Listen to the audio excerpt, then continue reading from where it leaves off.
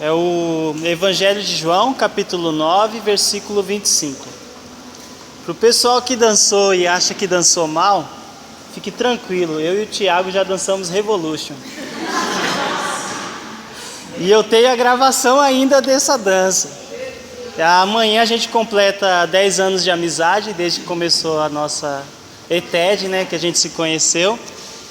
E quando completar 30 anos de amizade, aí eu solto o vídeo pra... O Thiago vai estar lá dentro da China e eu não sei aonde, mas em algum lugar estaremos, ou na glória. Tomara, né? Que o negócio tá feio. Capítulo 9, versículo 25. Ele respondeu, na minha versão, NVI: não sei se ele é pecador ou não. Uma coisa eu sei, eu era cego e agora vejo. Eu era cego e agora eu vejo. Durante essa semana o Aguinaldo compartilhou na meditação dele também esse texto, que fala da cura do cego de nascença. E ele compartilhou os primeiros versículos do capítulo 9, né, que narra esse processo de cura que esse cego recebeu. Eu fui meditar um pouquinho mais nesse texto e vi que depois desse cara ter sido curado, de Jesus ter feito aquele milagre na vida dele, veio os teólogos de plantão, os fariseus, e investigaram a cura dele, para saber se a cura era verdadeira ou não, para saber se o que tinha acontecido com ele, como é que isso aconteceu, por que aconteceu, e tentar explicar, né? Porque nós somos bons explicadores de Deus, mesmo sem saber quem Ele é, ou mesmo sem buscá-lo de verdade. Nós somos bons conselheiros de Deus e sabemos teologar bem. Mas tem uma coisa que a teologia, que a missiologia, que os estudos não podem nos explicar, que é a experiência que nós temos pessoal com Ele e do que Ele fala aos nossos corações e do que Ele gera em nós. E esse cego foi lá procurado. Primeiro, os fariseus procuraram os pais dele. Olha a situação. Um cidadão já de uma certa idade, já era um cara de maior. O cego já era de maior. O cego já ficava há muito tempo naquela região onde estava. E aliás, ele nunca antes tinha visto, era um cego de nascença. E aí, os fariseus vão e perguntam para os pais: e aí, o que aconteceu com ele, por que isso aconteceu? E aí os pais respondem: vai perguntar para ele, ele já é de maior, ele já é bem grandinho para responder. E aí foram perguntar para o cego, e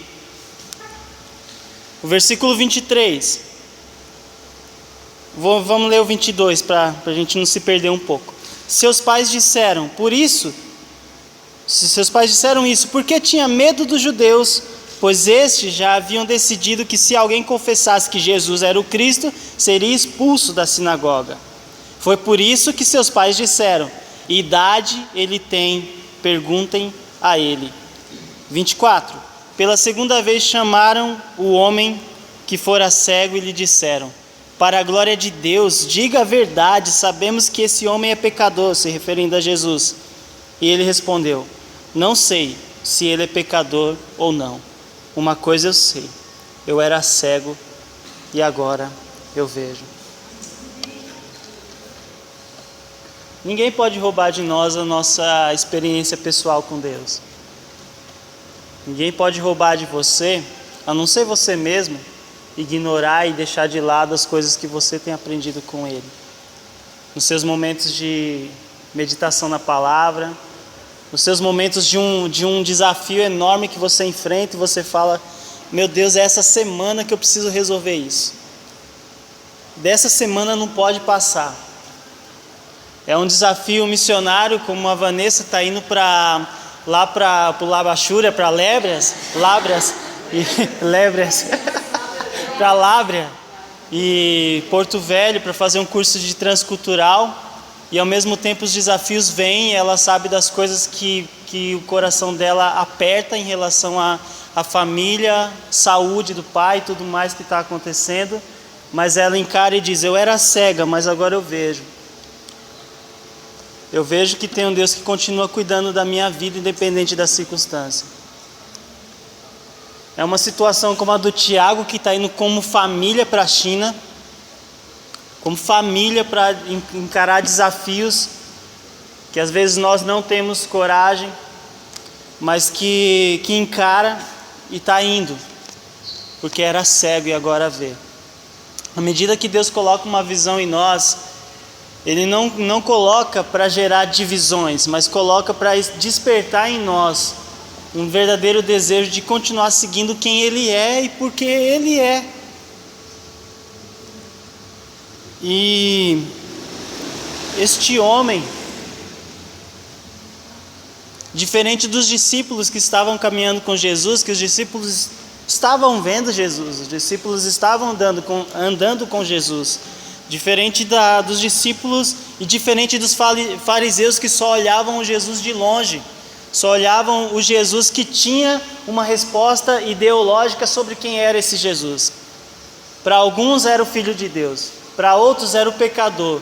Para o Nicodemos, no capítulo 3, vai lá e visita Jesus só de madrugada, para poder conversar com Jesus, também pela autoridade que ele era, pelas resistências que ele tinha, mas também porque ele queria saber quem era esse Jesus. E essa experiência do Jesus de perto, essa experiência do Jesus que conhece o nosso coração, essa experiência do Jesus que nos abraça, é uma experiência que ninguém pode roubar de nós.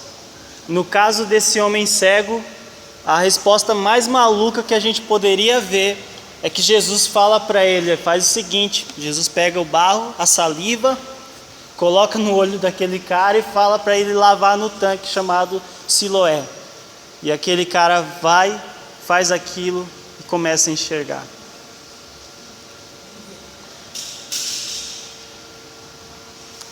A resposta, que tipo de resposta nós podemos dar à nossa experiência espiritual com Jesus?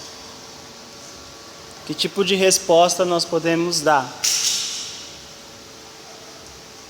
É quando nós encaramos o Evangelho de uma maneira diferente, dizemos assim: hoje eu era cego e hoje eu vejo. Eu era cego e hoje eu sei que eu preciso agir de maneira diferente. Eu era cego e agora eu sei que eu posso levar outras pessoas a também enxergar a mesma luz que um dia Jesus me trouxe. Nós podemos continuar na cegueira, ou nós podemos encarar que um Jesus tão pessoal que chega perto de nós, que mesmo que faça coisas que são malucas, que é pegar barro e saliva e colocar nos nossos olhos, e também nos ensinar a caminhar, porque aqui Jesus não faz uma coisa paternalista, uma coisa do tipo assim: vocês estão curados e pronto. Você está lá com a saliva nos olhos, mas aquele cara tinha que sair do lugar onde ele estava e ir até Siloé, porque tem situações que dependem também da nossa postura, da nossa disposição, da nossa luta contra a preguiça espiritual, da nossa luta contra a injustiça que estamos vendo, da nossa luta contra as posições que nós precisamos tomar, que às vezes não são fáceis. Eu era cego e agora eu vejo. Eu quero aprender a enxergar, gente.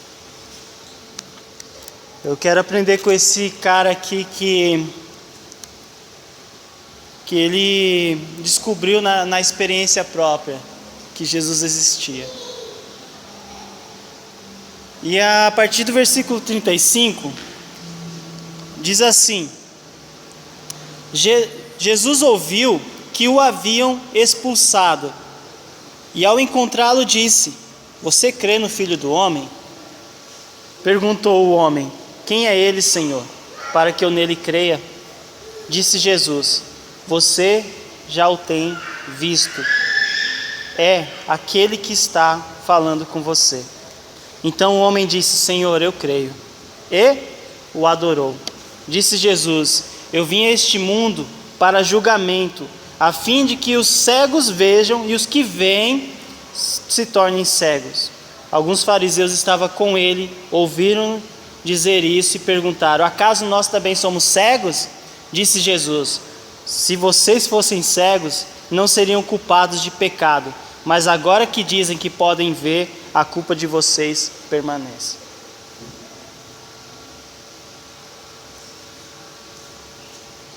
Nós precisamos parar um pouquinho e ver de que lado estamos. Se é do lado de Jesus, onde Jesus outra vez vai e outra vez afirma para nós: olha, vocês agora estão enxergando, estou com vocês. O versículo 37 é uma afirmação do que Jesus já tinha visto, do que Jesus já tinha feito na vida desse cara. O 37, você já o tem visto, é aquele que está falando com você. Então aquele cara, a posição dele foi: Senhor, eu creio. Ele não quis usar qualquer linguagem, seja ela da medicina, para dizer como é que Jesus fez isso, seja ela teológica, como é que a espiritualidade de Jesus pode fazer isso comigo, enxergar. Ele simplesmente falou: eu creio, e o adorou. Mas olha a repreensão de Jesus para os fariseus. O problema dos fariseus é que o pior cego é aquele que não vê. O pior cego é aquele que não ouve, aquele que não entende o que Jesus estava tentando passar para eles. E olha a posição dos fariseus: se sentiram feridos com aquilo, com aquela palavra de Jesus, e disse: acaso nós também somos cegos? Então o problema aqui não está na dureza da palavra que chega aos nossos corações, está na dureza do nosso coração ao reagir à palavra. E quando nós tornamos o nosso coração insensível ao reagir à palavra, nós nos tornamos cegos, mesmo sabendo que existe um Jesus que nos faz enxergar. Que Deus tenha misericórdia de nós e nos ajude a entender que a palavra dele para nós é uma palavra para crer, não é uma palavra para teologar, não é uma palavra para acusar alguém ou para gerar julgamentos a alguém. É uma palavra para amar. E amando nós vamos entender mais dele. E amando nós vamos entender mais do que é viver. E nada vai roubar a nossa experiência com Deus. Não sei se ele é pecador, era a resposta daquele cego. Mas uma coisa eu sei, hoje eu vejo. Se Deus está te dando uma direção, uma palavra missionária, um chamamento, não venha dizer coisa A ou B, entenda que agora você vê. As demais coisas vão acontecer. Assim como tem acontecido em minha vida em 10 anos em missão. E ainda é muito pouco diante de muitos missionários espalhados pelo mundo que têm vivido há anos servindo o reino de Deus. É enxergar e caminhar. É enxergar as coisas que Deus está colocando de sonhos, de projetos em nós e caminhar. Se é uma palavra que eu posso deixar para toda a MF, seria essa: agora vocês veem. Não estou dizendo que a sua igreja nunca te ensinou isso. Não estou dizendo também que a sua igreja não lê a palavra. Mas estou dizendo que, à medida que nós vivemos, nós precisamos a cada dia deixar o nosso processo de miopia espiritual, onde a gente só pensa em nós, só pensa nos nossos projetos, e começa então a enxergar um mundo cheio de desafios e precisando de pessoas. Enxergar o ministério de louvor da nossa igreja de uma maneira diferente e tentar de alguma maneira trazer músicas que adorem a Deus e não adorem o homem. Enxergar os teatros de uma maneira diferente, falar: puxa, gente, hoje não dá mais para fazer só dentro da igreja, vamos fazer o que a gente aprendeu na rua. Enxergar as coisas que Deus tem colocado diante de nós, na nossa cidade, e dizer: eu quero fazer parte disso, porque se Deus me colocou nessa cidade é para abençoar essa cidade. e que as nossas resistências caem e que o nosso coração seja essa represa que tem guardado o que é bom para soltar na vida de alguém e para abençoar a vida de alguém. E eu quero orar por vocês. Eu sei que vai ter um período aí para certificado e tudo, mas eu queria que o pessoal da MF viesse aqui. Nós queremos orar por vocês.